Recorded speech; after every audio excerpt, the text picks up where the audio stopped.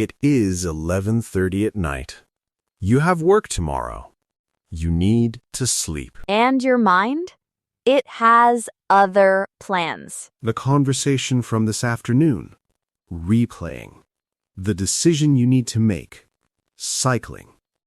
The worry about something that has not happened yet. Expanding. And you try to stop it. You tell yourself, think about something else. Stop worrying. Go to sleep. And the mind, remarkably, does not listen. The thoughts keep coming, sometimes faster, sometimes louder, as if the instruction to stop only increased the noise. Because that is exactly what happened. Because trying to suppress a thought makes it stronger. This is one of the most reliably demonstrated findings in all of psychology. Tell yourself not to think about a red apple, and you think about a red apple. Tell yourself to stop worrying. And the worry intensifies, now with the added layer of frustration at being unable to stop. Today, we give you something better than trying to stop the mind. Methods that actually work, that are based on how the mind actually operates, not on the instruction to simply stop. Practical. Specific. In English. So that the next time the mind will not stop, you have something that works. Stay with us. Hello, everyone. Welcome to Speak Unstoppable, the podcast where we help you speak English naturally and confidently through real, honest conversations. I'm John. And I'm Maria. So happy you're here with us today. B1 to B2 level English. And before we continue, please subscribe to Speak Unstoppable right now. One tap. We release episodes every day that grow your English and your life simultaneously. Do not miss a single one. Subscribed? Good. Now, let's talk about something almost everyone needs. The ability to quiet a mind that will not cooperate. How are you feeling today, Maria? Honestly, quiet. In a good way. Which is what this episode is designed to produce. Thank you so much for being here. Let's go. Okay, I want to ask you something. Yes? When your mind is loudest, when the thoughts are cycling and the noise will not stop, what do you usually do? Most people try to fight it, to overpower it, to force it into silence through willpower. And the willpower does not work. Because willpower is a mental resource, and using mental resources to fight mental noise increases the mental activity rather than reducing it. It is like trying to calm water by hitting it. Every hit produces more disturbance. And the people who have found genuine relief from mental noise, they did not do it by fighting harder. They did it by understanding how the mind actually responds to noise and working with that understanding, not against it. Today, that understanding and the methods that follow from it. Not fighting the mind, working with it, toward genuine quiet. Let's start with why the mind makes noise, because most people assume if they could just relax, just stop worrying, just let go, the noise would stop. But the noise is not there because you are not relaxing enough. It is there because the mind is doing its job. The mind, specifically the part responsible for monitoring threats and unresolved issues, it scans continuously. Its job is to identify anything unresolved that might require attention.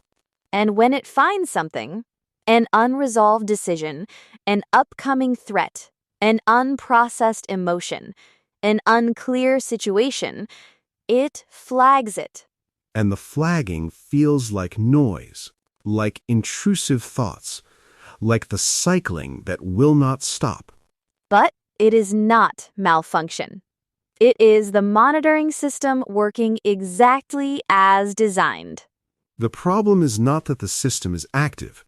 The problem is that the system does not know when to stop flagging. Because the things it flags, the unresolved decision, the future uncertainty, the unprocessed emotion, they cannot be resolved in the moment the flagging occurs. The decision cannot be made at 11:30 at night with incomplete information. The future cannot be controlled through thinking about it. The emotion cannot be processed in the middle of a meeting. And the mind, the monitoring system, it flags anyway, because it does not have a mechanism for saying flag this for later.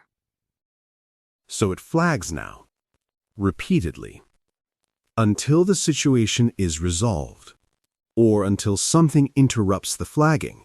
Understanding this, the flagging as function, not malfunction, it changes how you respond to it. You stop fighting the system, and you start giving it what it actually needs. Which is either actual resolution or a reliable signal that the flagging can stop for now, that the item has been registered and will be addressed. And that signal, we can create it deliberately, which is exactly what the methods in this episode do. Method 1. And this one, it sounds almost too simple, but the research behind it is consistent and strong. The scheduled attention method. Giving the monitoring system a specific, reliable time when the flagged item will receive attention. When the mind flags something, when the worry or the unresolved decision arrives, instead of trying to process it now, you say, clearly, deliberately, I am scheduling time for this. Not vague intention. Specific time. I will think about this tomorrow at 2 o'clock. I have 15 minutes set aside for it. And the monitoring system, remarkably, often accepts this. It reduces the flagging. Because the item has been registered, it has a time. It will not be forgotten. I hear you. This is important. And it has been scheduled. You do not need to keep flagging it. This is why journaling is so effective for mental quiet. Not because writing resolves the issue, but because writing registers it. Tells the monitoring system, this has been captured. It will not be lost. And the monitoring system, whose primary fear is that the important thing will be forgotten or ignored, it settles. Because the evidence is there. On the page. The item exists. It will be addressed. This week, when the noise begins, write it down, specifically, and then say, this is scheduled. I will address it at ______. And give a real time. The noise often reduces within minutes. Not because the problem is solved, but because the monitoring system received the signal it was asking for. Method 2. And this is the most immediately effective method for interrupting mental noise in real time. The body interruption. Using the physical body, deliberately, specifically, to shift the mental state. The mind and the body are not separate systems. They are deeply interconnected. And the mental state that produces noise, the anxious, looping, unquiet state, it has a physical component. Shallow breathing. Muscle tension. A particular posture. A specific pattern of physical activation. And you can intervene at the physical level. Change the body state, and the mental state follows. The most researched physical intervention for mental quiet, and the simplest, is extended exhale breathing. Breathe in for 4 counts. Breathe out for 8 counts. The long exhale activates the parasympathetic nervous system, the rest and digest system, the one that signals the threat has passed. We can rest. And the monitoring system, which was in threat detection mode, it receives the physiological signal that the threat level has reduced, and the flagging intensity decreases. 4 in, 8 out. 3 to 5 repetitions. In any moment where the noise is loudest. The second body intervention, grounding. Deliberately connecting your awareness to your physical environment, to what is actually present in the room. Name 5 things you can see, 4 things you can touch, 3 things you can hear, 2 things you can smell, 1 thing you can taste. This is not distraction. This is re-anchoring. The looping mind is in an imagined space. The past, the future, the constructed problem. Grounding brings it back to the actual present. And in the actual present, there is almost never the danger the mind was constructing. The actual present is almost always manageable. Body interventions work because they change the input to the system, not by fighting the output of it. Method 3. This one comes from acceptance and commitment therapy, one of the most evidence-based approaches to managing difficult thoughts. Defusion. The process of creating distance between yourself and your thoughts, of seeing thoughts as events, passing phenomena, rather than as facts that must be engaged. We touched on this in the first episode of this series. Thoughts are not facts. Defusion is the practical technique for applying that understanding in real time. When a thought arrives that is producing noise, instead of engaging with it, arguing with it, trying to stop it, or believing it automatically, You observe it from a slight distance. the specific language of diffusion, and language matters here, sounds like this. Instead of, I am going to fail tomorrow. Try, I notice I am having the thought that I am going to fail tomorrow. Do you feel the difference? I am going to fail. You are inside the thought. It is your reality. I notice I am having the thought that I am going to fail. You are observing the thought. It is a mental event, something your brain produced, not necessarily something that is true. The distance created by the language is real, and it changes the relationship between you and the thought. Another diffusion phrase, there is the familiar, I am not good enough thought again. Naming it as familiar, as a returning visitor, not a new truth, it removes the urgency.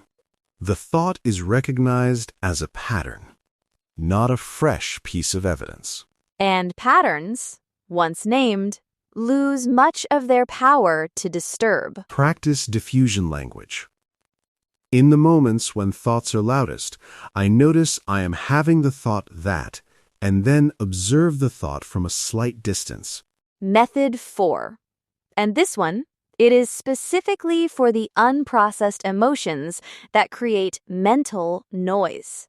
Sometimes the mind will not stop, not because of an unresolved decision or a future uncertainty, but because something emotional has not been fully processed. Something happened. A conversation that left a residue. A disappointment. A frustration.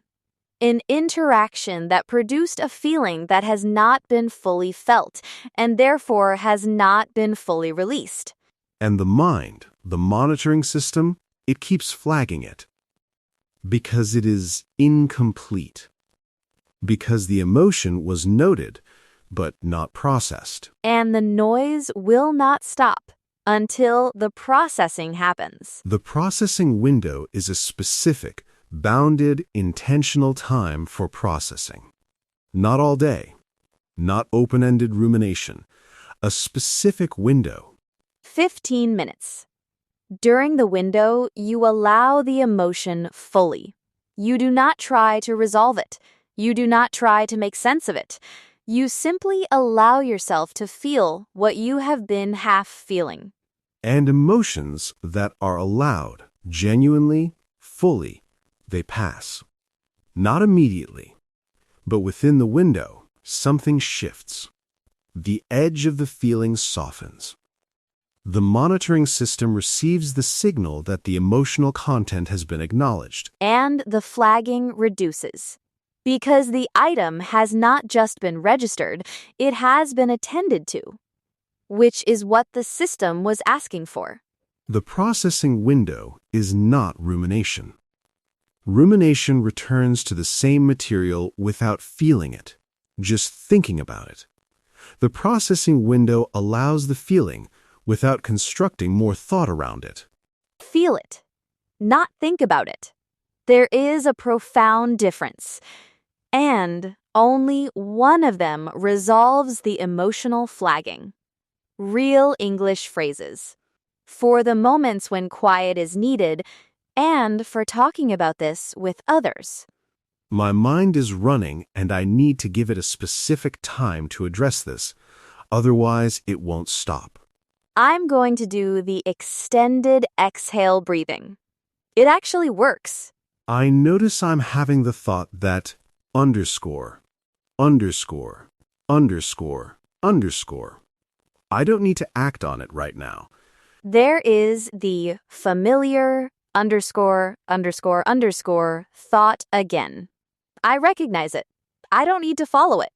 I think I need a processing window for this. Something is unresolved, and my mind keeps returning to it.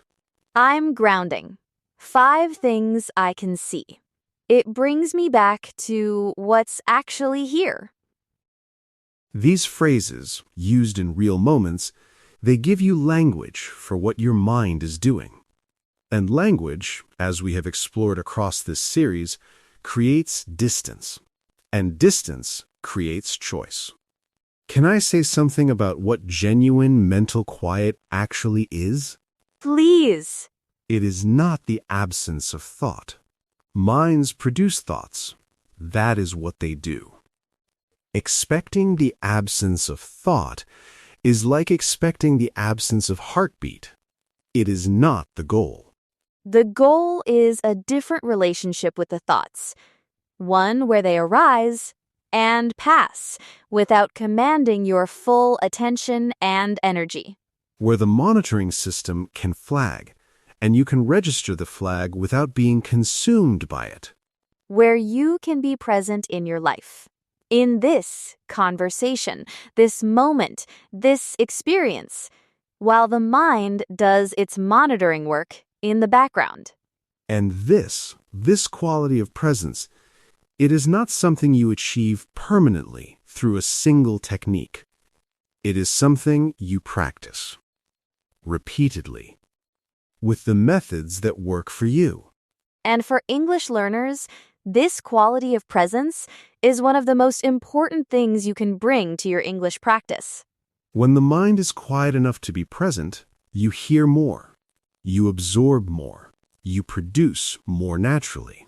And when the mental noise is loud, when the my English is not good enough thought is cycling, you hear less, absorb less, and the anxiety blocks the natural production. Quiet the mind, and the English improves with it. Remember this, the mind's noise is not your enemy. It is the monitoring system doing its job. Learn to work with it, not against it, and the noise becomes manageable. One time. Clearly.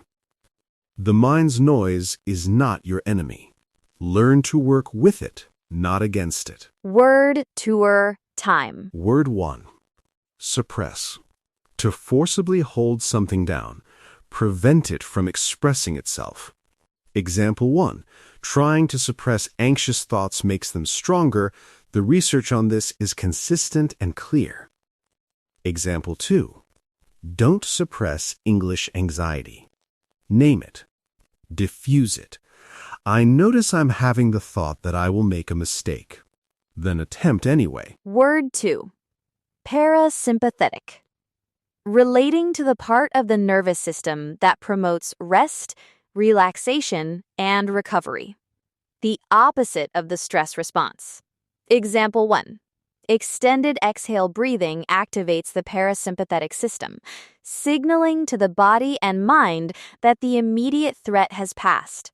Example 2. Build parasympathetic recovery into your English practice. Moments of rest and reflection between challenging attempts. Word 3. Defusion. The process of creating distance between yourself and your thoughts. Seeing thoughts as events rather than facts. Example 1. Diffusion language. I notice I'm having the thought that created enough distance that the thought lost its urgency. Example 2. Diffuse English performance anxiety. I notice I'm having the thought that they will judge me, and then speak anyway. The distance makes the attempt possible. Word 4. Residue. Something that remains after the main part of something. What is left behind after an experience. Example 1. The conversation had left an emotional residue that the monitoring system kept flagging until she processed it fully. Example 2. Difficult English interactions can leave a residue of discouragement. Process it. Don't carry it into the next attempt. Word 5. Bound. Limited. Contained within specific limits. Example 1. The processing window was bounded, 15 minutes, intentional, specific, which prevented it from becoming rumination. Example 2. Bound your English challenges, specific practice times, specific goals, rather than open-ended exposure to difficulty that exhausts without producing. Word 6. Phenomenon. An observable fact or event, something that occurs and can be experienced. Example 1. Diffusion treats thoughts as phenomena, things that happen in the mind, not necessarily accurate reports about reality. Example 2. English mistakes are phenomena. They happen, they provide information, they pass. They are not permanent evidence of incapacity. One thing this week. Choose one method from today. Just one. The scheduled attention, write down what the mind is flagging and give it a specific time. The body interruption. 4 in, 8 out, 3 times when the noise is loudest. The diffusion phrase. I notice I am having the thought that underscore. Or the processing window. 15 minutes. Allowing the emotion fully. Just one. This week. In a real moment when the mind will not stop. Here is your sentence template. When my mind will not stop, I am going to use underscore. Because I understand that the noise is the monitoring system doing its job, and this method works with it rather than against it. Say it now. Out loud. With your chosen method. When my mind will not stop, I am going to use underscore. Because the noise is the monitoring system doing its job, and this method works with it. Mean it. And use it. Comment challenge. Which situation makes your mind loudest? The 2am cycling, the pre-performance anxiety, the unresolved emotion, or the unresolved decision? And which method are you going to try first? Right. My mind is loudest when underscore. The method I am trying first is underscore. Write it. In English. In the comments. We read every comment. Please give this a like. Subscribe to Speak Unstoppable. Thank you for being here. The mind's noise is not your enemy. Learn to work with it, not against it. And find the quiet that is always underneath. Bye, everyone. Bye.